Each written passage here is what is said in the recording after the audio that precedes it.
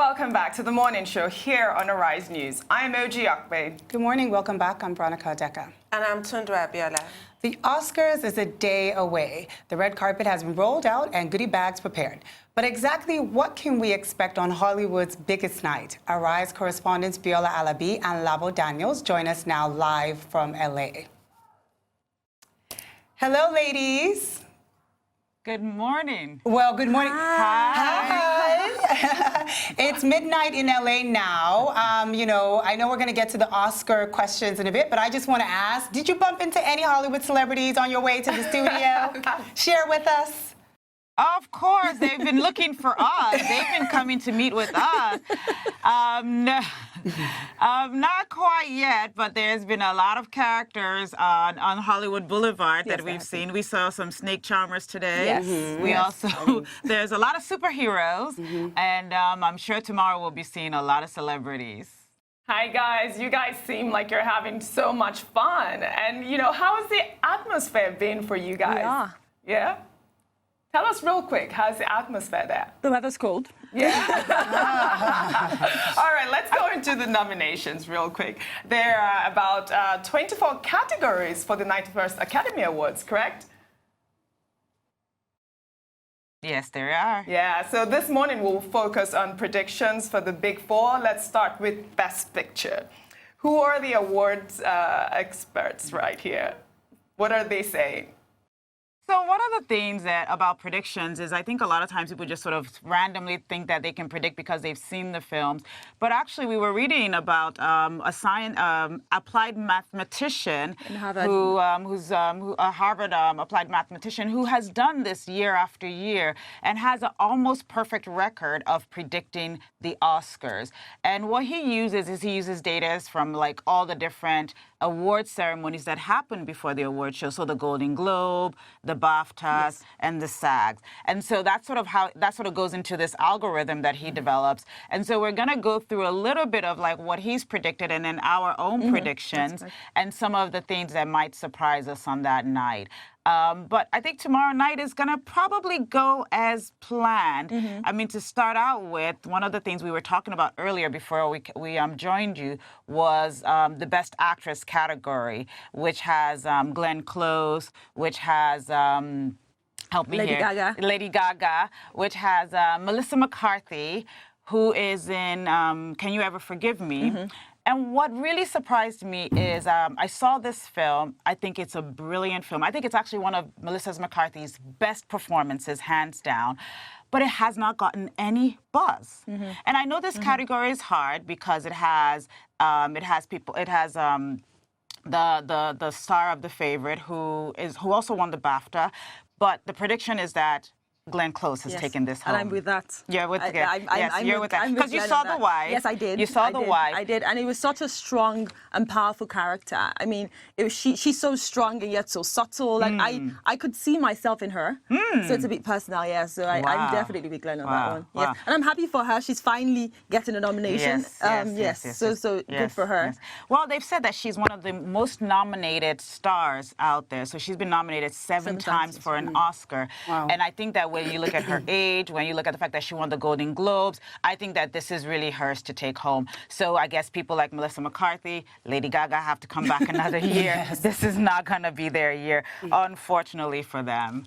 I'm rooting for Glenn Close. What do you guys? Do you guys have any favorites in that category? Yeah, I'm rooting for Glenn Close. She was robbed for Dangerous Liaisons. She deserves it. Yeah. I know we've talked about Best Actress. You guys have shared your views. I want to talk about the Best Director. This is really important. It's an important role.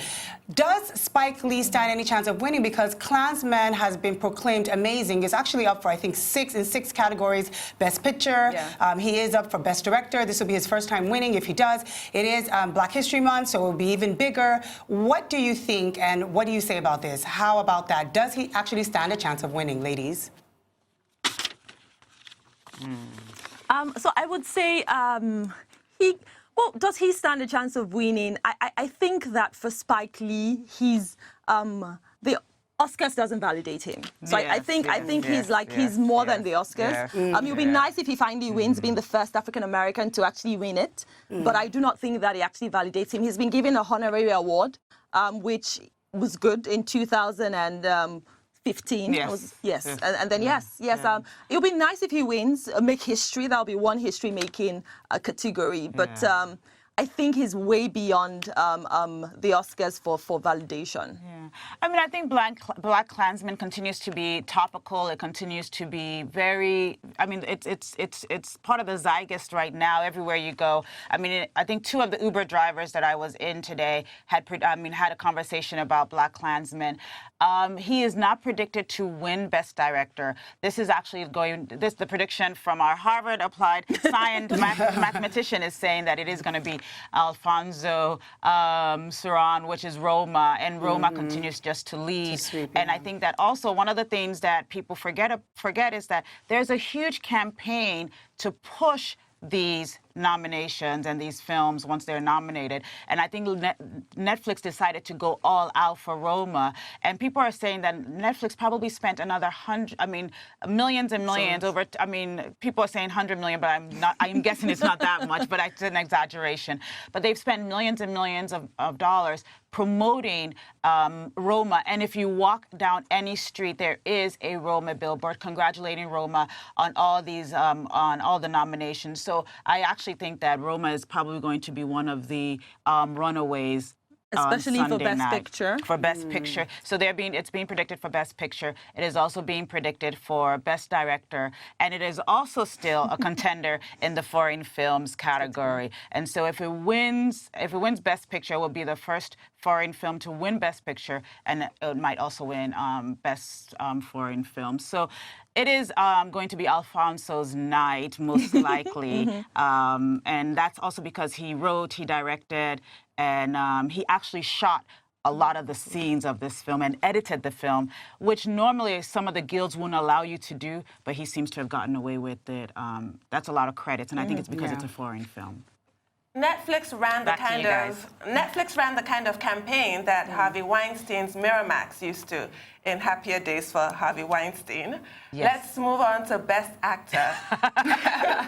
Christian Bale, Bradley Cooper, Willem Dafoe, Rami Malek, or Viggo Mortensen. Who's your money on?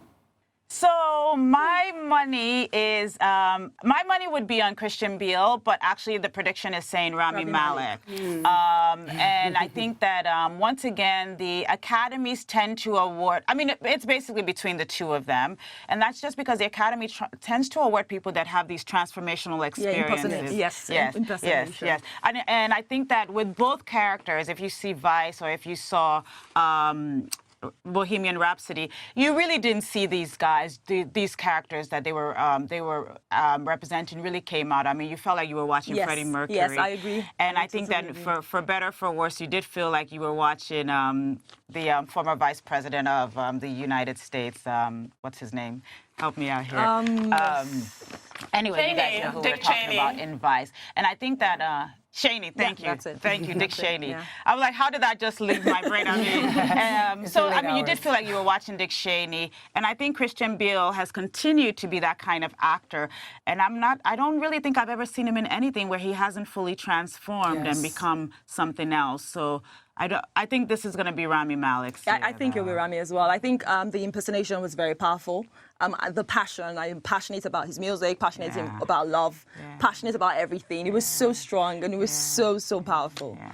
But I mean, I wanted to mention something about this category, the fact that Bradley Cooper is probably going to go home empty-handed for the night. He came, I mean, A Star Is Born really came in with so much fanfare before it hit the box office.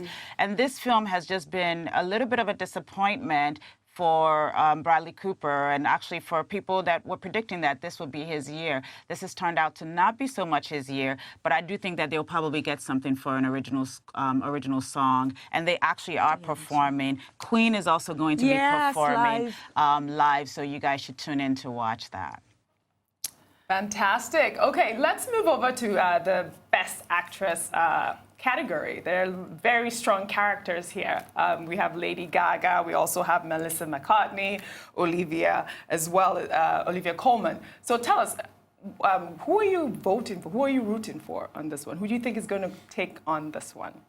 I mean, just like we said earlier, But she's everybody's money in Hollywood is on Glenn Glenn Close. Close, and I mean this is home turf, so she's definitely gonna take it. So, and she took the Golden Globe, so like we said earlier, this is Glenn Close, and I think Tundu is also rooting for her. So Yes. Big we're all time. on Glenn Yes. Close's side. Yeah. Well, ladies, we know it's late, or I should say early morning there, and we want to thank you for your analysis on the predictions for the Big Four Academy Awards. We will be watching, and thank you for now. Get some much-needed rest so you're fresh to continue your time in LA. Thank you.